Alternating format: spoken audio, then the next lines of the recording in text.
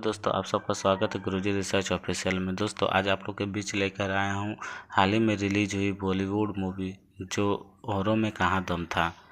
तो गाइस इस मूवी को सजोया है नीरज पांडे सर ने। तो चलिए बिना कोई स्क्रॉल देते हुए मूवी का रिव्यू को शुरू करते हैं। वनराज को छूकर लौटता है कृष्ण, फिल्म औरों में कहाँ दम था एक ऐसी कहानी है जो संजय लीला भंसाली की फिल्म हम दिल दे ही चुके सनम के वनराज को छूकर लौट आती है।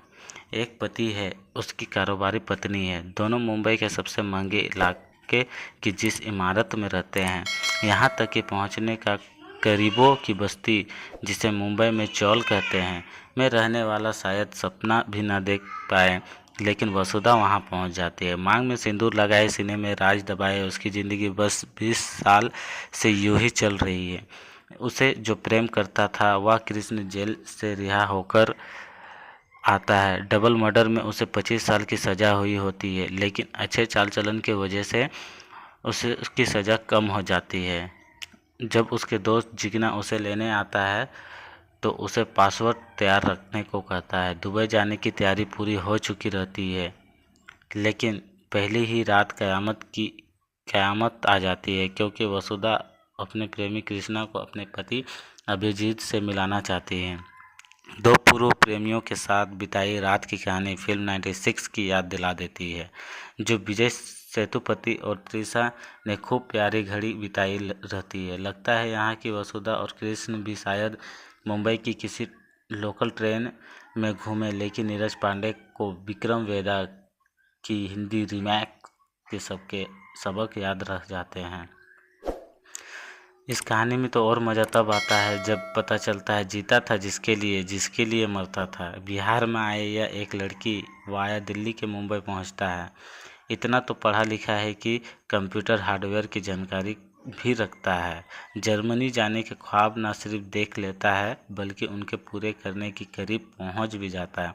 चौल में रहने वाली मराठी मुगली वसुधा से उसे प्यार हो जाता है। जन्माष्टमी, दिवाली, होली उसके सब एक गाने में ही हो जाती है, और बेंगलुरु जाने से पहले वह वसुधा के साथ देर रात समय बिताता है। वसुधा मान भी जाती है, लेकिन खुद को घर के सामने तक छोड़ने का कृष्णा की बात नहीं मानती, और 4 कदम के इस रास्ते में जो होता है वो आपको ये मूवी देखने के बाद पता चल जाएगा। दोनों की ज़िंदगी बदल जाती है। फिल्म दिल जले वाला अजय देवगन भी नीरज के बार बार याद आता रहता है, और इस फिल्म का गाना भी वाह क्लाइमैक्स में बजा ही देते हैं। जीता था जिसके लिए मरता था, गाना तो सुने ही होंगे। तो प्रेम कहानी को गुना भागा करके बनाया यह संगीत। सबसे बड़ी कमजोरी है गैस इसकी संगीत। एम करवानी और मनोज मंतूसिर ने मिलाकर इसके लिए मेहनत बेशक काफ़ी की है, लेकिन मनोज मंतूसिर की लिखाई का दर्द उनके बदले हालात के चलते शायद गुना भागा में ज़्यादा बदल गया है। वह अब लिखते हैं तो समझ आता है कि ये उनका स्वाभाविक प्रभाव नहीं है, बट गैस दर्द लिखते नहीं बल्कि उसे लिखने के लिए शायद तलाशते नज़र आते हैं। एम करवानी की अपनी सीमाएं हैं। हिंदी फिल्म वह उतनी ही समझ पाए होंगे जितनी उन्हें अंग्रेजी में समझाई गई होगी, और भाषा बदलती ही प्रेम के भाव को प्रकट करने के जो भाव बदलते हैं उसी के उलझ का शिकार हो गई ये फिल्म। औरों में कहाँ दम था। आखिर के आधे घंटे में नीरज पांडे ने एक ठीक ठाक प्रेम कहानी को एक थ्रिलर फिल्म बनाने के लिए जो तथाकथित ट्विस्ट डालने की कोशिश की, उसने फिल्म को और उलझाया हुआ ज़िंदगी में औरों में कहाँ दम था का रिव्यू आज बस इतना ही। मिलते हैं गाइस नेक्स्ट वीडियो के साथ, तब तक गुरुजी रिसर्च ऑफिशियल को आप सब्सक्राइब करके रखें।